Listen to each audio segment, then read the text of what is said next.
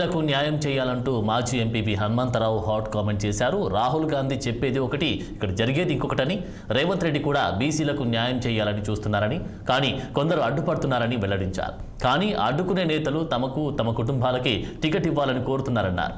ఇతర పార్టీలకు బీసీలకు ఎక్కువ సీట్లు ఇచ్చిన కాంగ్రెస్ ఇవ్వకుంటే పార్టీకి కమ్మలో అన్యాయం జరుగుతుందని హనుమంతరావు పేర్కొన్నారు. రాహుల్ గాంధీ గారు కూడా 5 డిక్లరేషన్ దాన్ని కూడా మేము ప్రజలలో పోయి చెప్పి వచ్చే ఎన్నికల్లో గెలవడానికి శాయశక్తుల కృషి చేస్తాం.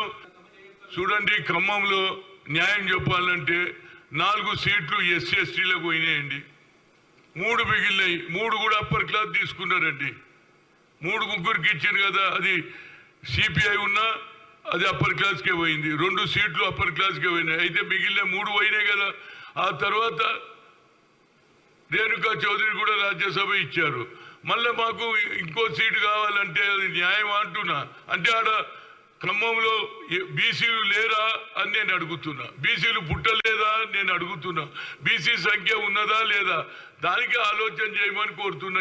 ఇంతకంటే నేనేం చెప్తా? నాకే కావాలి మాకే కావాలంటే మేమందరం ఓట్లేసే మిషన్లమా?